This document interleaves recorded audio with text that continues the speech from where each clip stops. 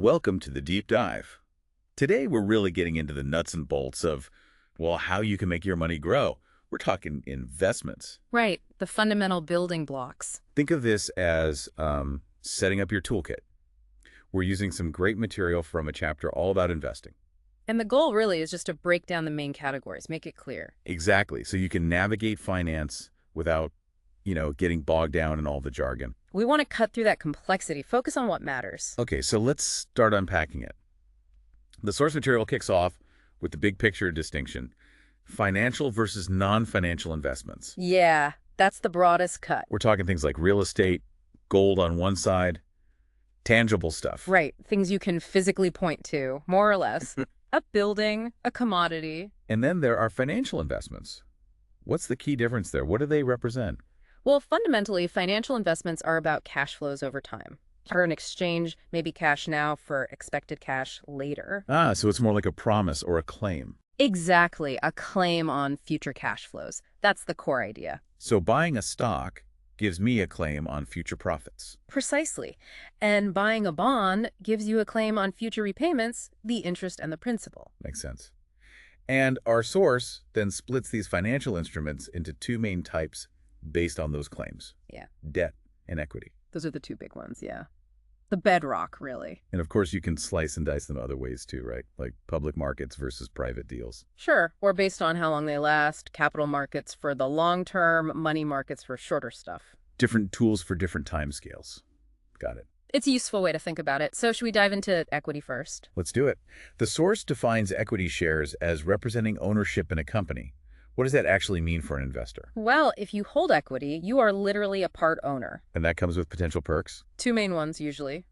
You might get a slice of the profits, which you call dividends. Okay. And often you get a say in how the company's run, through voting rights. Right.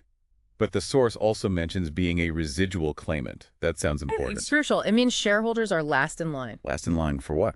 For the company's earnings or assets. If the company makes money, or if it's wound up, everyone else, lenders, suppliers, bondholders, gets paid first. Ah, so we shareholders only get what's left over, the residue. Exactly.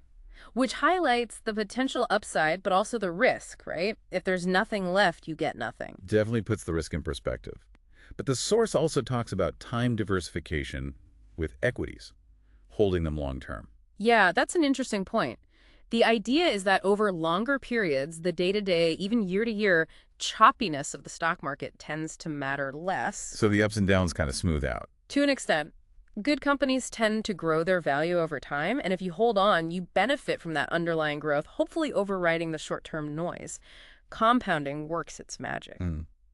Now, the chapter also brings up preference shares.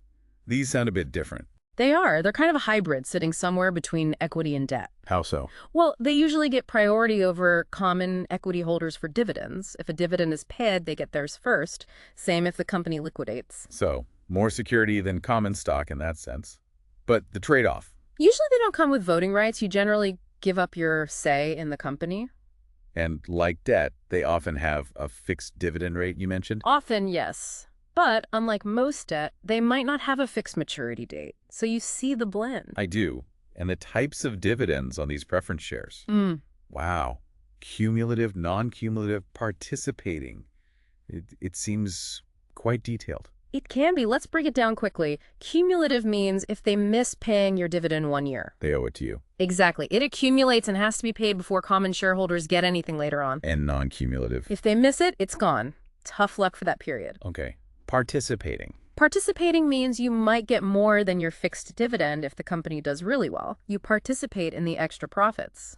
Whereas non-participating just gets the fixed amount, no matter how great the company does. Correct. And you can mix and match these features, which obviously changes the risk and potential return profile for you as the investor. Then there are convertible preference shares. What's the deal there? These give you the option, under certain conditions, to convert your preference shares into common equity shares. Ah, so you get the initial safety net of preference, but the chance to switch to common stock if the company really takes off. That's the idea. Best of both worlds, potentially. Okay, back to regular equity for a moment.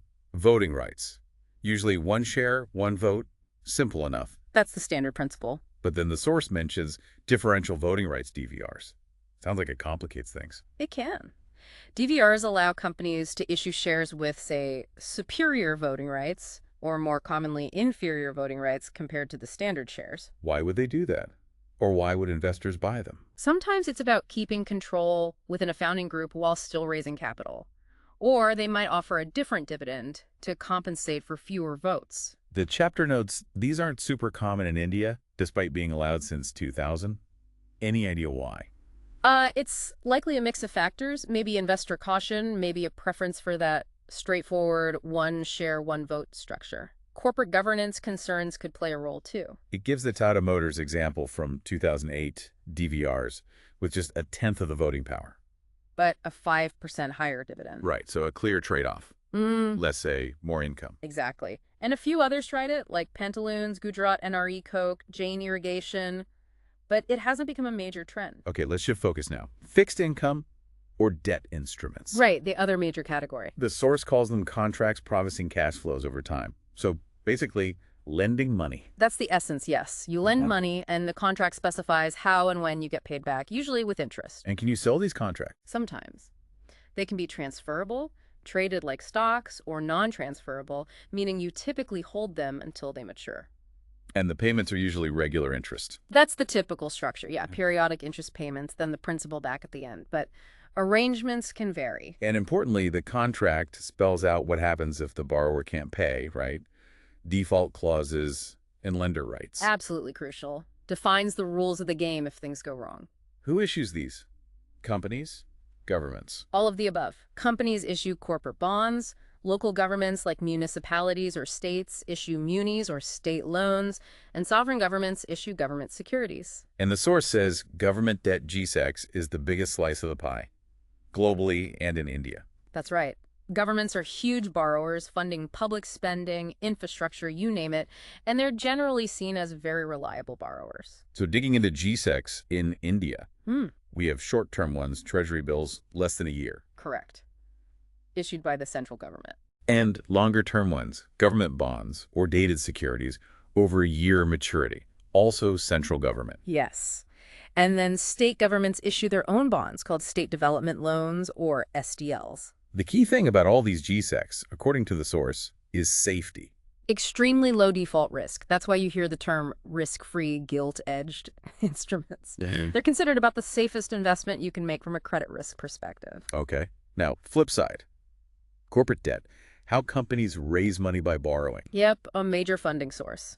Comes in all sorts of maturities. Some are listed on exchanges, easy to trade. But the source says there's a bigger unlisted market. That's often the case, yes. Larger, perhaps more complex deals might happen privately. And because companies can go bust, unlike governments usually. There's default risk, which means investors demand a higher interest rate on corporate bonds compared to government bonds of the same maturity. To compensate for that extra risk. Precisely. And that difference in the interest rate, the yield, that's the credit spread. Exactly. It's the market's measure of the extra risk, the risk premium you get for lending to a company instead of the government. How do we judge that risk? The source brings in credit ratings. Right. Credit rating agencies registered with SEBI in India assess the likelihood of a borrower defaulting. They assign ratings. Like AAA being the best, safest. Highest rating indicates very strong capacity to meet financial commitments. And it goes down from there. AA, A, BBB, all the way to D. D for default.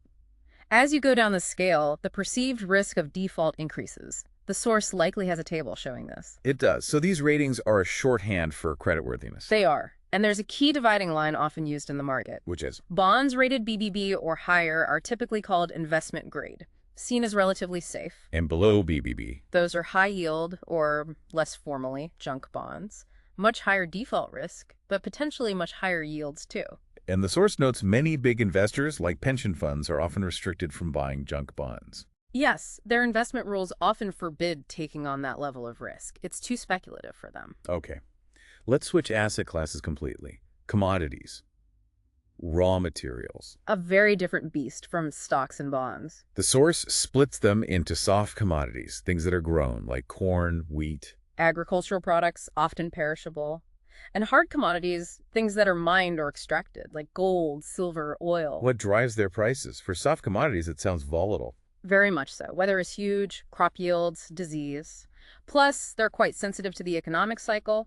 Price swings can be dramatic. But intriguingly, the source says they often don't move in sync with stocks and bonds. Low correlation. Historically, yes, Yep. which means they can be useful for diversification. Adding something that behaves differently can potentially smooth out your overall portfolio returns. But investing directly sounds tricky. Need to be a weather expert. It helps. Or understand agricultural markets deeply. Often, investors get exposure using derivatives like futures contracts, but that adds another layer of complexity and risk. Okay? And hard commodities, like metals and energy. Their prices are more driven by global supply and demand dynamics, industrial usage, new discoveries, geopolitical events impacting supply. And gold and silver get a special mention. Long history as assets. Absolutely. Gold especially is often seen as a safe haven. Meaning people buy it when they're nervous. Exactly. During economic crises, high inflation, geopolitical turmoil, investors often flock to gold, viewing it as a store of value that's outside the traditional financial system. And like soft commodities, good for diversification historically. Yes, but here's a really important point the chapter makes about all commodities. All that. They don't typically generate income. Unlike stocks paying dividends or bonds paying interest, with commodities, you're generally banking purely on the price going up. Capital appreciation only. No regular cash flow. Got it. Makes sense. What about real estate?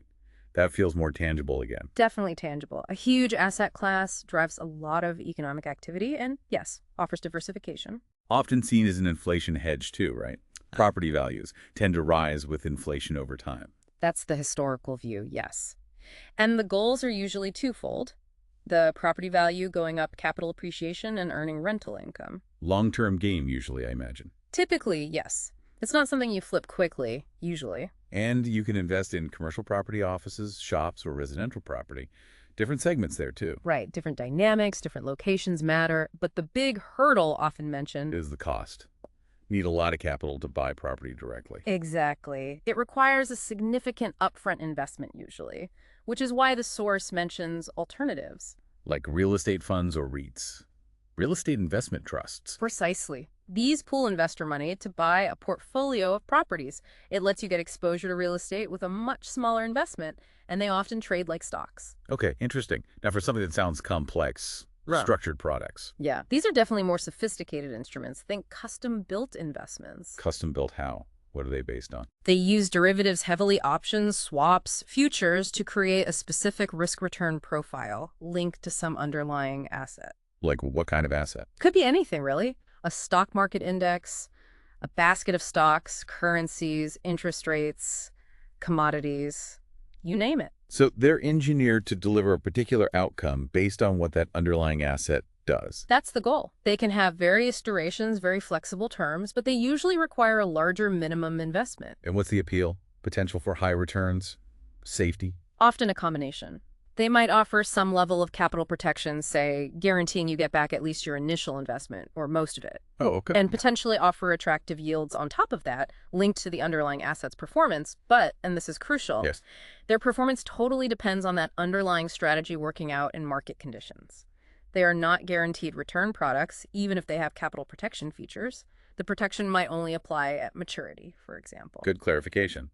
The source mentions market-linked debentures, MLDs, as a common type. Yes, essentially a bond where the final payout, or the interest, is linked to the performance of an index or another asset. Got it. Moving into even more specialized territory. Distressed securities. Right, investing in companies that are in serious financial trouble. Near bankruptcy even. Potentially, yes, or undergoing major restructuring. You can invest in their debt or their equity. Why would you do that? Sounds incredibly risky. It is high risk, but the potential reward comes from buying these securities at a very deep discount to what they might be worth if the company recovers or is successfully restructured.